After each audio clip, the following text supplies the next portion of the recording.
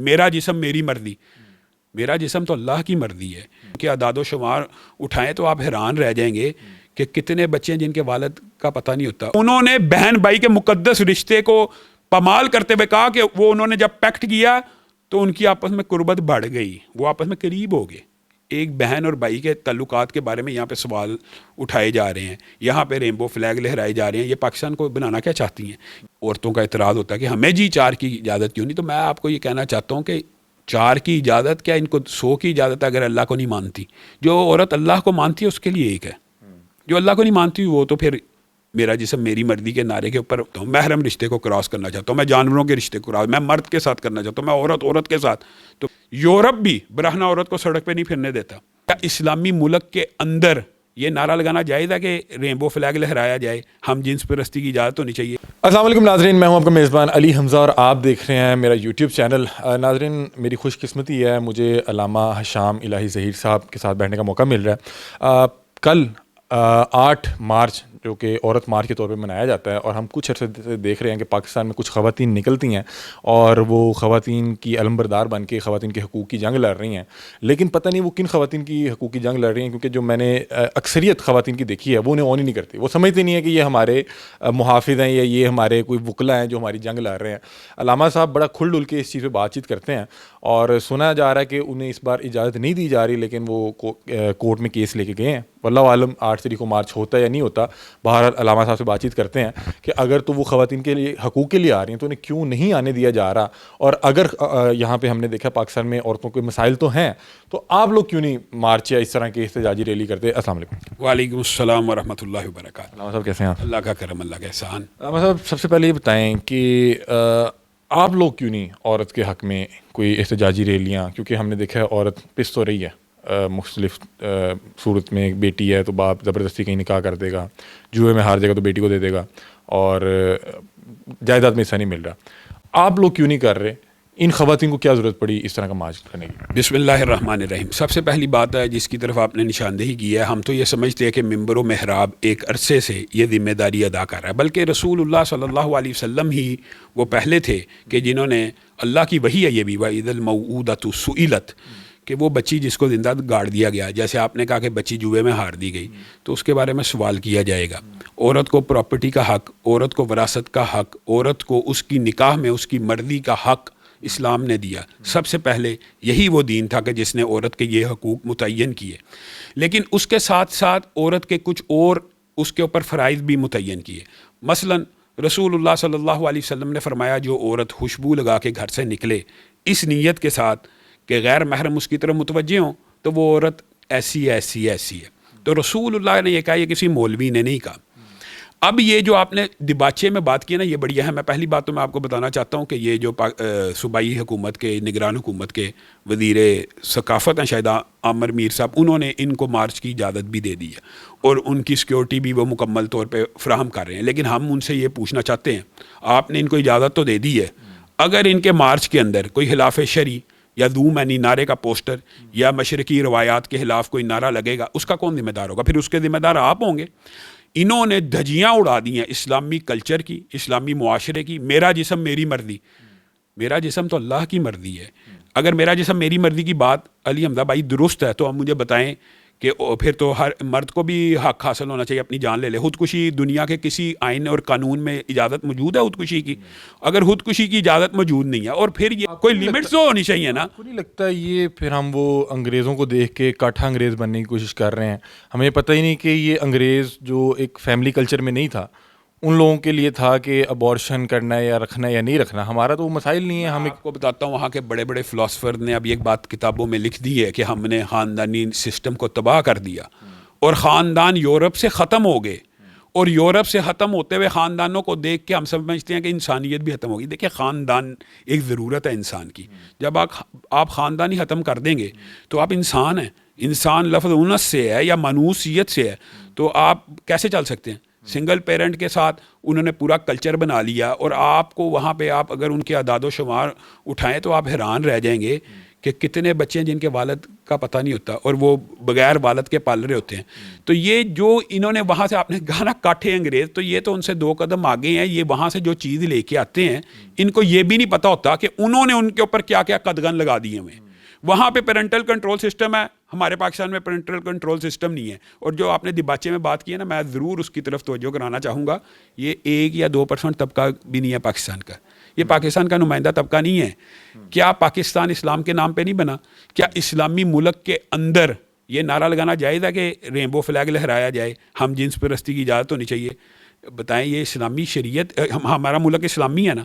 تو میں تو یہ کہتا ہوں کہ یہ باتیں تو قطر جیسے اسلامی ملک نے بھی اپنے پوری دنیا کو انوائٹ کیا. ورلڈ کپ کے اندر رینبو فلیگ نہیں لہرانے دیا گیا. عامر میر صاحب بتائیں, اگر رینبو فلیگ لہرایا گیا اس کا پرچہ کس کے خلاف کاٹا جائے گا؟ پھر اجازت دے رہے ہیں. کم از کم ان سے کوئی شورٹی بانڈ لینے چاہیے. انہوں نے گزشتہ 2 سال پہلے اتنا رقیق اور گندا نعرہ ایک لکھا تھا کہ ہم تو بیان کرتے ہوئے ہمارے دل کو ڈر لگتا ہے کہ ان کی اتنی جرت ہوگی. انہوں نے کہا میں 9 سال کی تھی اور وہ 50 برس کا تھا, اور آج بھی اس کا نام مسجد میں گونج رہا. ہم نے انتظامیہ سے احتجاج کیا, یا تو پرچہ کاٹا جائے یا اس بچی کو پیش کیا جائے جس کے ساتھ یہ واقعہ ہوا ہے. اگر ہوا ہے تو ہم اس مولوی کو ٹانگ دیں گے اور آپ کے ساتھ احتجاج کریں گے. یا آپ بتائیں کہ کس کے ساتھ ہوا, یا اگر آپ نے زوم ہے نہیں یہ نعرہ حضرت رسول اللہ کے بارے میں کہا تو کون ذمہ دار ہے؟ ایک لمٹ تو ہونی چاہیے نا.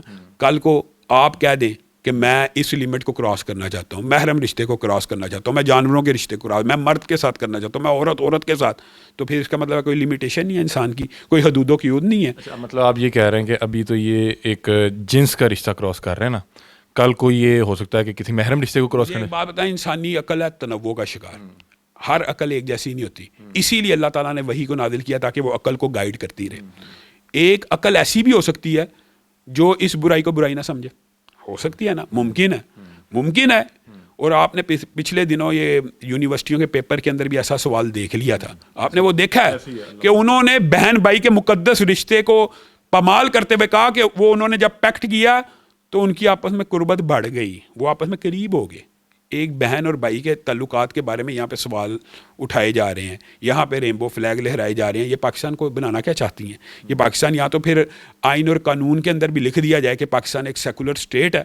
اگر ہمارے آئین اور قانون کے اندر ہی اجازت نہیں ہے اس طرح کے نعروں کی, تو ان کو کون اجازتیں دیتا ہے؟ ان کے پیچھے ایک مغربی مافیا ہے, ایک ایمنسٹی انٹرنیشنل ہے, وہ باضابطہ طور کے اوپر ان کو اجازتیں دلوانے کے لیے اسٹرگل کرتے ہیں, محنتیں کرتے ہیں. اور آپ نے دیکھ لیا ان کی پورے شور و غوغے کے باوجود کتنی ہوتی ہیں پاکستان کے کتنے پرسنٹ طبقے کی نمائندہ ہوتی ہیں؟ لوگ نہیں ہوتے, 1000 کر لیں لیکن اس سے زیادہ. آپ مجھے بتائیں 22 کروڑ کے اندر 500 جو افراد اس طرح کے ہیں, میں تو سمجھتا ہوں ان کو بری طرح گرفت کر کے اس طرح کے شر پسند عناصر کو دیکھیں. اگر آپ برائی کرنا چاہتی ہیں آپ اپنے گھروں میں کر لیں, اپنی فیملیز تک اس برائی کو محدود رکھیں, ہمیں کوئی اعتراض نہیں. لیکن اگر آپ سڑک کے اوپر آ کے, یورپ بھی برہنہ عورت کو سڑک پہ نہیں پھرنے دیتا کہ اجازت ہے, انہوں نے بھی کچھ ایریاز بنائے ہوئے, تو آپ ان ایریاز میں چلی جائیں جو آپ لوگوں کے لیے مختص ہیں, آپ وہاں جا کے جو گند پھیلانا چاہتے ہیں پھیلا دیں. اچھا, مجھے یہ بتائیں کہ وہ لوگ یہ الزام لگاتے ہیں کہ جو ریلیجیس طبقہ ہے, کیونکہ پاکستان اسلامک کنٹری ہے, ایک اسلامی ریاست ہے, یہاں پہ اسلامی اور جو ریلیجیس پرسنالٹیز ہیں ان کا بڑا انفلوئنس ہے. وہ یہ کہتے ہیں کہ جو ریلیجیس طبقہ ہے وہ ہمارے نعرے کو غلط پرسیو کرتے ہیں کہ میرا جسم میری مرضی کا مطلب یہ ہے کہ میں اپنی مرضی سے کھانا پینا کھاؤں, اپنی مرضی سے جو چاہوں پہنوں, جب چاہوں شادی کروں.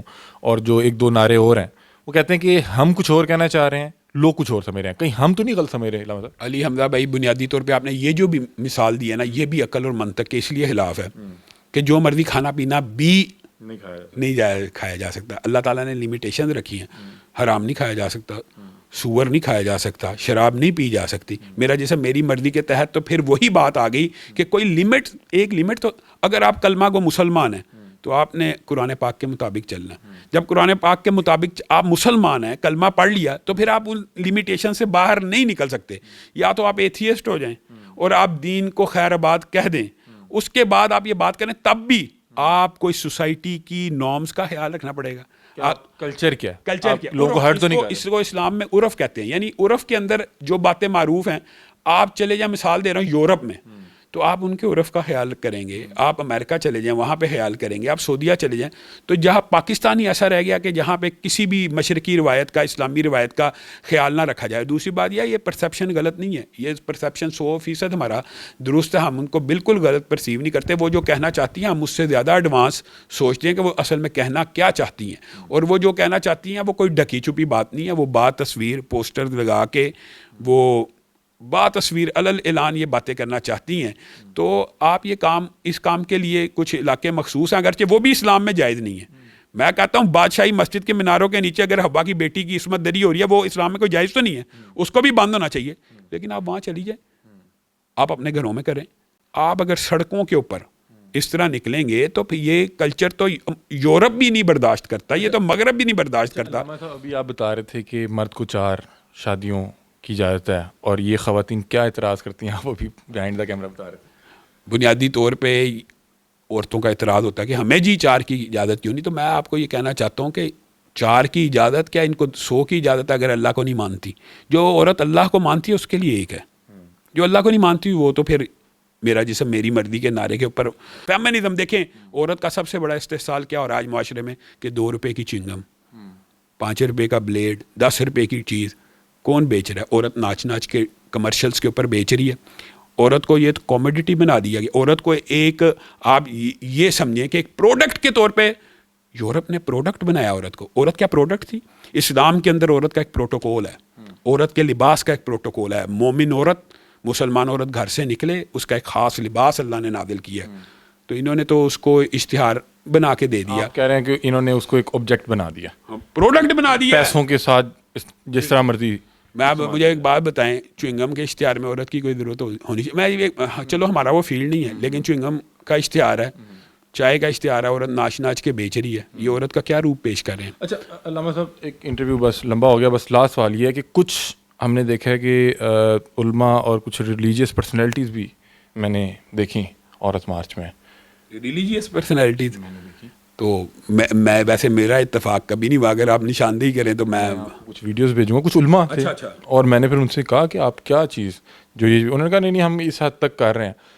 آپ کو لگتا ہے کہ وہ ٹھیک کر رہے ہیں یا وہ کیا کر رہے ہیں؟ ویسے میرے ذہن میں تو کوئی مستند جید عالم دین آج تک اس مارچ کے حق میں مجھے نظر نہیں آیا, بلکہ وہ باقاعدہ مارچ میں شریک تھے. اب مجھے یہ نہیں پتا کہ وہ کتنے مستند تھے, لیکن وضاحت سے ایک عالم لگ رہے تھے. اور مذہبی جماعتوں کے اور جو دین پسند طبقہ ہے وہ اس مارچ کے خلاف عام مارچ کا انعقاد کرتے ہیں.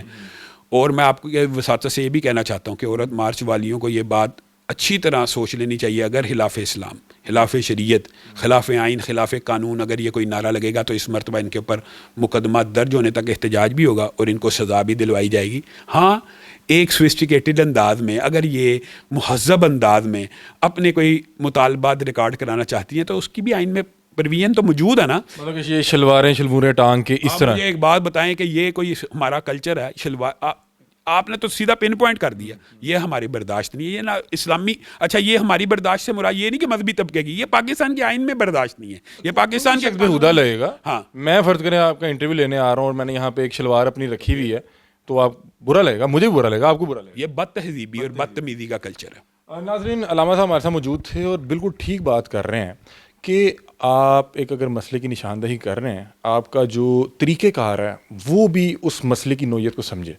آپ بڑے پڑھے لکھے لوگ ہوں گے, میں نے دیکھا بڑے بڑے وکلا, بڑے عہدوں پہ فائز خواتین آئی ہوتی ہیں, اور آپ یہاں پہ احتجاج کرنے آئی ہیں. آپ وہاں پہ جو خون آلودہ شلواریں اور قمیضیں ٹانگ کے ادھر رقص و سرور کی محفلیں سجائیں گے, تو میرا خیال ہے کہ آپ کو تو کوئی بھی سیریس نہیں لے گا. آپ جو وہاں پہ رقص و سرور کی محفل بنا رہے ہیں, میں وہاں آگے ہو سکتا ہے کہ اس سرور کو انجوائے کر لوں, لیکن میں آپ کے مطالبات کوئی نہیں سنوں گا. اگر آپ کسی سیریس اور ایک ایشو کی نشاندہی کر رہے ہیں تو میرا خیال ہے کہ آپ کو اپنے طریقہ کار کو بھی ٹھیک کرنا پڑے گا. اگر آپ جائز طریقے سے اپنا احتجاج اور جائز مطالبات لے کے آئیں گے تو میرا خیال ہے کہ ریلیجیس طبقہ بھی آپ کو, اور پاکستان کے تمام طبقات آپ کے ساتھ احتجاج میں شامل ہوں گے. اور میرا خیال ہے کہ ہر شخص, خاتون اور جتنے بھی ٹرانسجنڈر یا اس طرح کے لوگ ہیں جن کو معاشرے میں بہت زیادہ جو ہے مشکلات کا سامنا کیا جاتا ہے, ہم سب ان کے لیے حق کے لیے کھڑے ہونے چاہیں گے, لیکن اس طرح نہیں جس طرح آپ لوگ کر رہے ہیں, کیونکہ یہ ہمارے معاشرے کے, ہمارے کلچر کے, ہمارے مذہب کے, ہماری روایات کے اگینسٹ ہے. اپنی رائے کمنٹ سیکشن میں ضرور آگاہ کیجیے گا. تب تک کے لیے اپنے میزبان علی حمزہ کو دیجیے اجازت. اللہ حافظ.